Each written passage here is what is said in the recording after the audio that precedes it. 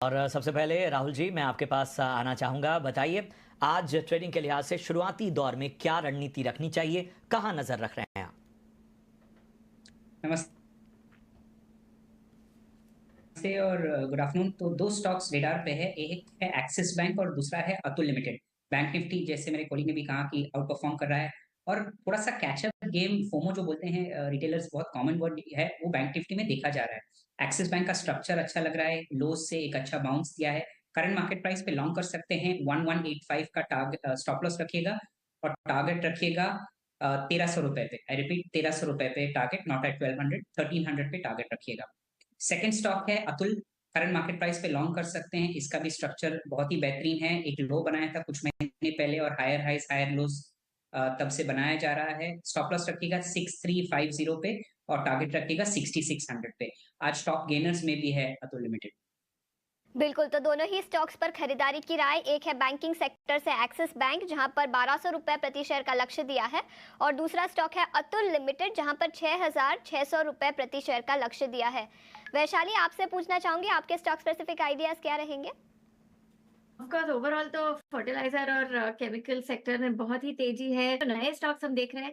एक है paper stocks में भी काफी हलचल हो रही है। तो एक ओरिएंट पेपर है, 52 लेवल्स पे मैं रेकमेंड कर रही हूँ 48 के स्टॉप लॉस के साथ, और 60 का एक टारगेट बना रहेगा। और दूसरा मैं ट्रैक कर रही हूँ वो है इंडस टावर्स, 339 है फिलहाल। सो 335 के स्टॉप लॉस के साथ 345 का टारगेट।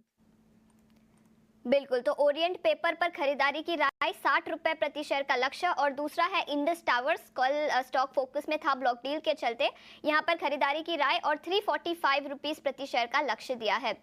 हम स्टॉक्स की तो कुछ ऐसे स्टॉक्स हैं जिनमें करेक्शन जो है वो क्या कोई मौका बन सकता है, क्योंकि हम देख रहे हैं कि 3 ऐसे स्टॉक्स हैं, पीएफसी, दूसरा आरईसी और तीसरा एनटीपीसी। इन तीनों स्टॉक पर राहुल जी मैं आपसे एक फ्रेश व्यू जानना चाहता हूं, क्योंकि खासतौर पे पीएफसी आरईसी में जो करेक्शन आया है, क्या ये कोई मौका बन सकता है या अभी और गिरावट का इंतजार करना होगा? साथ में अगर आते हैं तो अभी फिलहाल लॉन्ग एंट्री करना मुनासिब नहीं होगा। 455 460 के अराउंड एक बार फिर से व्यू लेना पड़ेगा, बट अभी फिलहाल तो डेफिनेटली लॉन्ग नहीं जाना चाहिए। पीएसयू का जो रैली हुआ है वो बहुत ही खतरनाक हुआ है और जो फॉल आया था इलेक्शन डे पे, उसके बाद भी स्टॉक्स ने रैली किया और almost 75% of election day fall को वाइप आउट कर दिया है। तो थोड़ा वेट एंड वॉच करना चाहिए, क्योंकि अगर छोटा करेक्शन भी होता है तो एक 15-20% ये स्टॉक से वाइप आउट हो सकते हैं। तो अभी फिलहाल एंट्री करने के लिए मुनासिब नहीं है। लास्ट में एनटीपीसी की अगर बात करें तो 350 के आसपास हम एक व्यू ले सकते हैं। अगर 350 से एक बुलिश ग्रीन कैंडल दिखता हुआ बन रहा है अपसाइड पे और एक बुलिश क्लोज मिलता है, तभी लॉन्ग जा सकते हैं, वरना ये भी अभी फिलहाल लॉन्ग नहीं जाना चाहिए। बिल्कुल, तो दोनों ही स्टॉक्स पर अभी एंट्री करने की सलाह नहीं दी जा रही। एक है एनटीपीसी और दूसरा है पीएफसी। आगे बढ़ते हैं, कुछ बैंकिंग और इंश्योरेंस सेक्टर पर नजर डालते हैं। मक्वेरी की आज एक रिपोर्ट आई थी बैंकिंग सेक्टर पर। उनका मानना है कि प्राइवेट बैंकिंग सेक्टर में अब तेजी दिखाई दे सकती है और पब्लिक बैंकिंग सेक्टर पर उनका नजरिया थोड़ा सा नेगेटिव है। कोटक महिंद्रा बैंक को उन्होंने अपग्रेड किया है, आउट परफॉर्म की राय दी है और टारगेट प्राइस भी बढ़ाकर अब 2025 रुपए प्रति शेयर कर दिया है। इसके अलावा बंधन बैंक, एसबीआई लाइफ, इन दोनों ही स्टॉक्स पर भी उन्होंने अपग्रेड की है अपनी रेटिंग। लेकिन एसबीआई जो पब्लिक सेक्टर बैंक है, उस पर उन्होंने अपनी रेटिंग डाउनग्रेड की है।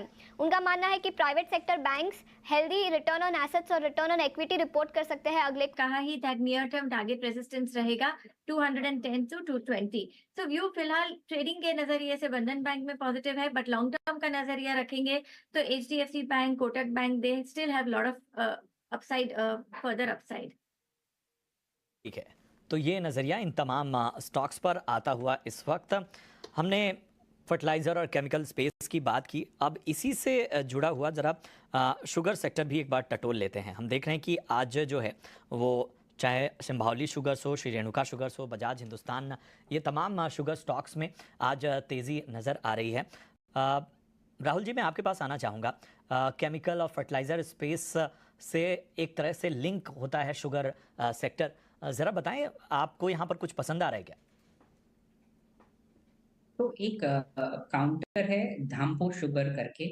तो धामपुर शुगर एक अच्छे लेवल से बहुत ही बेहतरीन बाउंस दिया था। लो एक 100 180 185 के पास लो बनाया था और एक अच्छा रैली दिया है। अभी फिलहाल कंसोलिडेशन फेज में है, बट अगर आपको यहाँ से 2-3% दूर पे एक बुलिश ग्रीन कैंडल मिलता है तो धामपुर शुगर पे लॉन्ग जा सकते हैं। करंट मार्केट प्राइस पे रेणुका बहुत अट्रैक्टिव लग रहा है। यहाँ पे भी आप नोटिस करेंगे अच्छा मूवमेंट आया है लास्ट 2 हफ्ते से, बड़े-बड़े बुलिश कैंडल्स बन रहे हैं। आज भी मार्केट को परफॉर्म कर रहा है, 1.5% अप है। अगर 52-50 के ऊपर क्लोजिंग मिलता है, लॉन्ग जा सकते हैं। अभी प्राइस 51.8 है, तो हार्डली 1% दूर 52.5 के ऊपर लॉन्ग कर सकते हैं। छोटा सा स्टॉप लॉस ₹50 पे रख सकते हैं और रेणुका पे लॉन्ग जा सकते हैं करंट पे। तो ये है नज़रिया श्री रेणुका शुगर्स पे, और इसके अलावा धामपुर शुगर भी पसंद आता हुआ इस वक्त राहुल जी को। चलिए कुछ और अहम स्टॉक की ओर बढ़ते हैं, और इन सब के बीच में आप देखिए कि बहुत से अहम स्टॉक्स जो हैं वहाँ पर एक्शन नज़र आ रहा है, और इन्हीं में से एक सेक्टर है रियलिटी सेगमेंट। जी हाँ, आप देखिए इंडिया बुल्स रियल एस्टेट, ज़बरदस्त तेज़ी आज हम इंडिया बुल्स रियल एस्टेट में देख पा रहे हैं, और ये तेज़ी देखते ही बन रही है। 14.5% इस वक्त स्टॉक का ऊपर। इसके अलावा प्रेस्टीज स्टेट्स हो, ब्रिगेड हो, शोभा, डीएलएफ, इन सभी में आज बेहतर संकेत नज़र आते हुए। वैशाली जी बताइए, रियलिटी स्टॉक्स जो हैं, कुछ का नाम मैंने लिया, अगर इनमें से कुछ और भी आप किसी को मेंशन करना चाहती हैं तो वो भी बताएं किस तरह का नज़रिया आपका फिलहाल रियलिटी शेयरों पर बन रहा है। तो आपने सही कहा दैट ऑल दी स्टॉक जो आपने मेंशन किया काफ़ी अपवर्ड मूव आया है। बट इसके अलावा ओबेरॉय रियल्टी ऑल्सो आज देखेंगे तो स्टॉक में काफ़ी तेज़ी है। इसके अलावा आप सनटेक रियल्टी देखेंगे, सनटेक रियल्टी ऑल्सो हमारे रडार पे है, जो हमने क्लाइंट्स को रिपीटेडली रिकमेंड भी किया है। तो ये 2 स्टॉक्स में भी एक बुलिश व्यू बन रहा है, सनटेक और ओबेरॉय रियल्टी।